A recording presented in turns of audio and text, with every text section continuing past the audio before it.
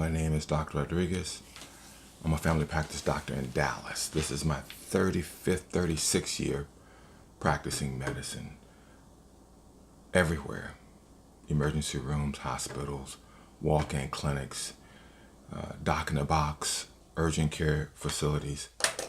I've seen it all, good, bad, and wicked. I began using acupuncture in '97, and I consider myself an acupuncture master. It takes 10 years to understand, takes about 5 years to even begin to understand what you're doing, because it's not written down. Acupuncture is about feeling. It's like massage. It's identical to massage, except it has some extra healing capacities, forces, powers. So all pain is you. Your mind, body, spirit, everything you are from beginning of life until the end. That's pain. Pain is 100% personal, 100% unique, and it's all of you. So when a doctor takes a picture of you, like an x-ray, they're reducing you, a dynamic, spiritual, divine being, into a thing. 1 dimension or maybe 3 dimensions. And then they claim that's you, and then they treat you with a pill or surgery. And pills are only good for diabetes, endocrine problems, infectious diseases. We have vaccines and immunizations. All those are fantastic. And surgery, and mental health. Surgery is only reserved for one thing. When you take out a knife, a scalpel, you're up to 2 things. Either going to save somebody's life from imminent death, or you're going to kill them. Knives are only good for removing dead, rotten, corrupted, imminently deadly tissue. That's it. And you're just removing or cutting out and splicing. That's surgery. You're just cutting it out or removing a section and splicing it together. That's it. There's no mystery to it. There's no ivory tower, God-given special hands. Mothers have the most godliest hands in creation. Those are soul-saving hands. A knife cannot save somebody all by itself. You need a team of help. Even cancer. Cancer, I'm going to start working. Cancer requires a team. Even though the pain is here, the web and the fascial plane is all of this. And I want to disrupt it and stretch it out. Acupuncture is not, I'm moving around, but acupuncture is not acupuncture. It is a therapeutic tool that you can reach into the muscles and tissues and fascia, connective tissue, and stimulate, break up, release the myofibrils, the tissues that have locked up into a ball and are causing pain. And what they're doing is just screaming, help, help, help, release me from the tightness. And you release it, and that's it. Mother Nature does the rest. Don't need to know anything else. That's it. Where do you put the needles? Everywhere. So there's no such thing as a point. It's everything. The idea of using an x-ray of you, turning you, ooh, that one hurts when I talk, turning you into a thing is inhumane, inhuman. Those acupuncture points are only for kindergartners. Once you become a journeyman, you don't need the little roadmap because you know better. You know that is all feel. And the journeyman, the master, they feel the patient, what the patient is expressing.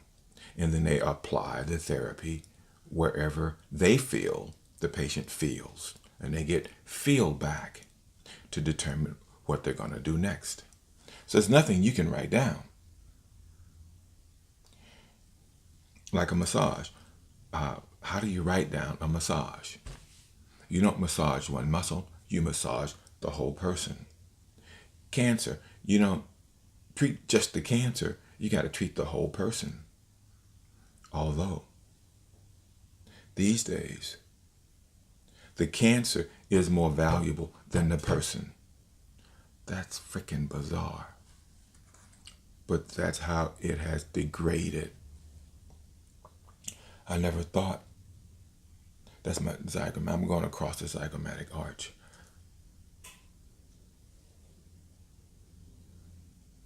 And just behind my jaw.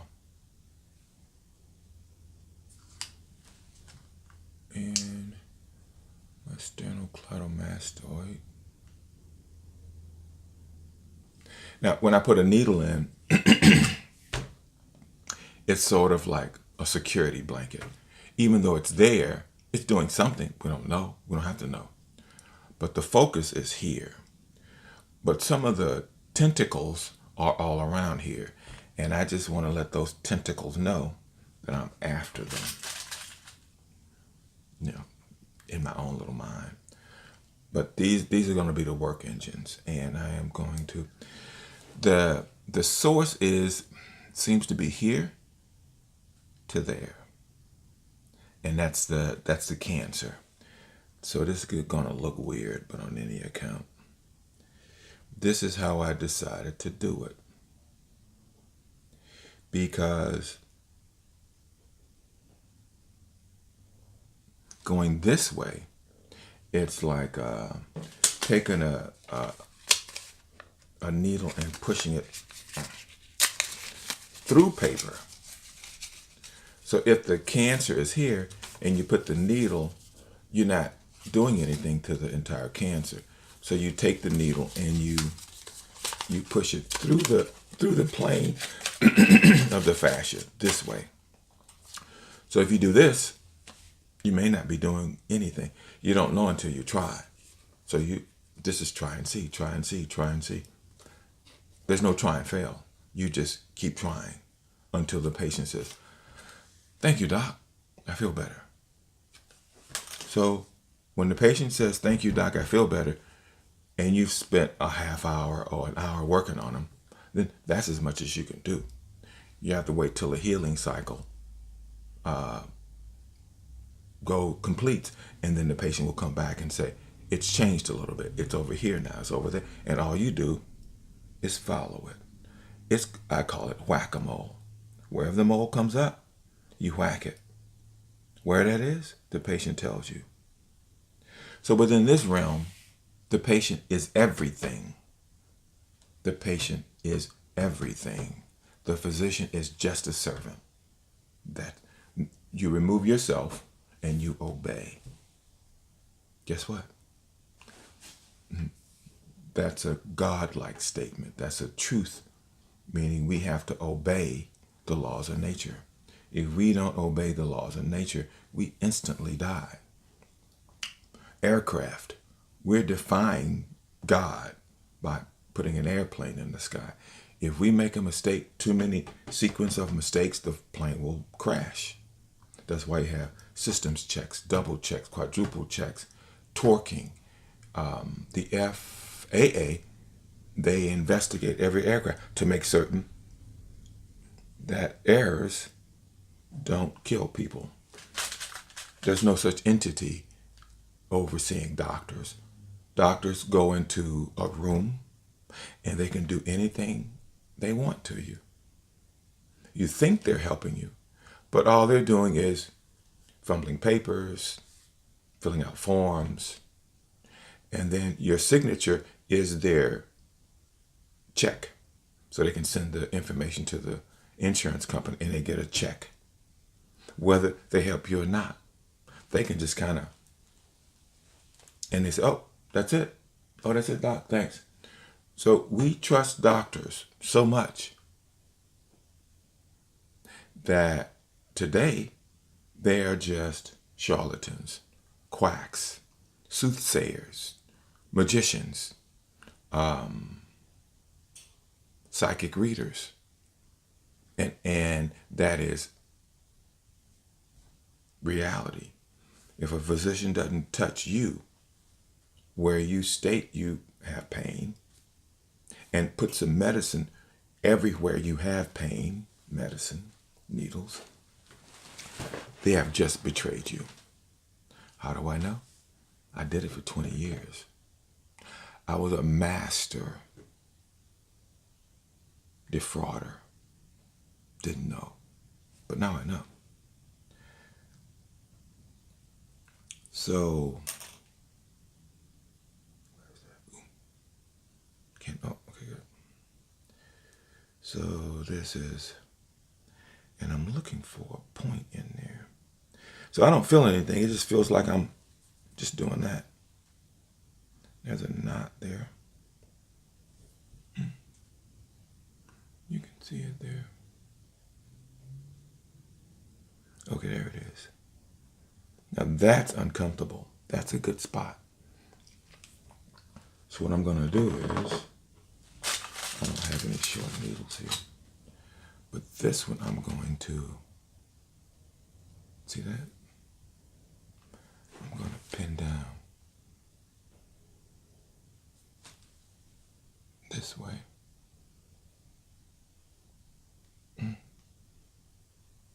Won't go through it. There it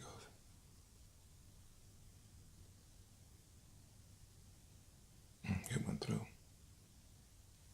So now I've pinned it down. So now I can, ooh, ooh, ooh, ooh. That's a good spot. That hurts. But once you take the patient, say, oh, doc, and you just kind of pause, and you have to obey the patient. If the patient is that hurt, stop. You okay? Yeah, you can continue.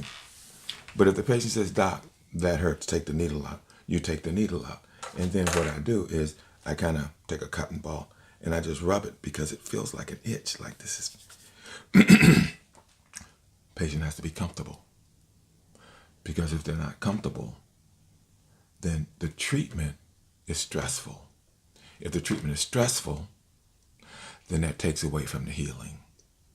Part of the healing is trust, peace, quiet, security.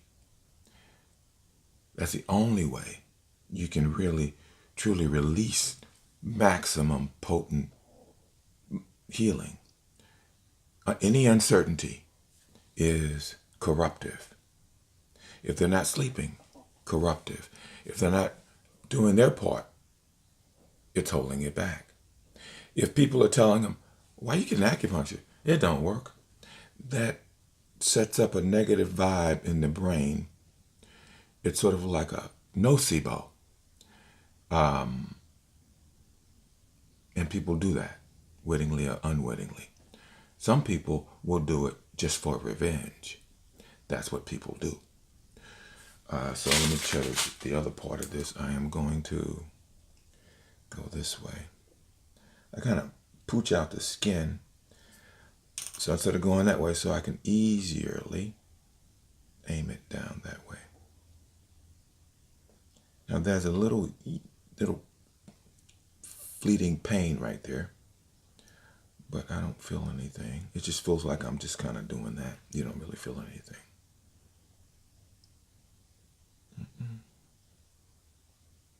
The needle is, nope, nothing there.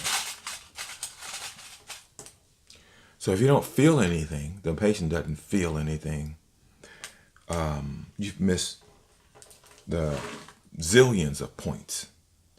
There's no one point. That's a deadly misunderstanding.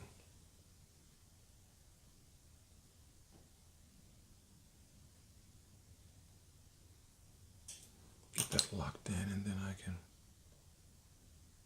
Ooh, there's something there. Uncomfortable. 3. That's about a 5. Ooh.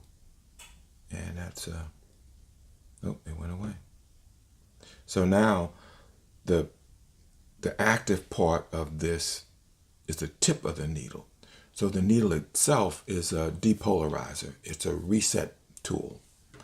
But the active part of acupuncture are the tips. They do all the work. And so if you feel a spot, so I'll back it out. Look at that. Let's grab. And I go back. So this is uncomfortable. That is stimulating. So just leaving the needle in is powerful. But for maximum potency, you want to stimulate the points. This is Dr. Gunn. It's dry needling. All those terms that you see about using needles are all distorted. Intentionally distorted. Not a mistake, not a misunderstanding. It's intentional distortion, which is wicked, sadistic, sadomasochistic, satanic, to deny someone a cure. This is a cure. Although this is in the cancer stage, I can't stop. If I stop, it'll come back and it'll just be just like it was 10 years ago. Waking you up every 10 minutes, shocking you every 2 minutes, on any account. So what I'm going to put some here, and then put some there, and ooh, got a little jump there. Now sometimes what they call a twitch response, it's imperceptible to you. That's not the point. The point is the point. The point is to cover every aspect of a problem with enough TLC. Needling so that Mother Nature can go in and do her thing. I don't need to know how Mother Nature or miraculous healing works. All I have to do is dance with Mother Nature and she does the rest. That's it. But muscles are powerful engines. You have probably zillions of tiny little muscle engines throughout your body. They work hard for you. They ball up, but they can't unrelease. You got to pull them and stretch them. So 1 hour to 2 hours of stretching every day. So when I finish this, I'm going to try to stretch and pull all of this. I have some cups and just kind of beat it and agitate it so that Mother Nature can get into the nooks and crannies and do her thing. But this aspect of pain is, I call and muscles in the face are much different than a support muscle. These muscles are like little hummingbird engines. They are so powerful and can store so much energy. And when they release that energy, like an eel, it is whoosh, and it goes through your whole body. I just feel sympathy for those people with this problem. And the Trigeminal Neuralgia World Order will not advise this therapy. I would arrest them, convict them, and execute them. When people are so closed-minded that they would allow another person to suffer, knowing that there's a possible therapy, but they're stubborn, that would be the humane and actually ethical and moral thing to, is just to execute them, because they don't need to be exposed to innocent people so that they can imprison them, enslave them. Oh, like a pimp. But on any account, that's it for today. Well, I'm going to put some more here, some more there. But I'm at 20 minutes now. Thank you.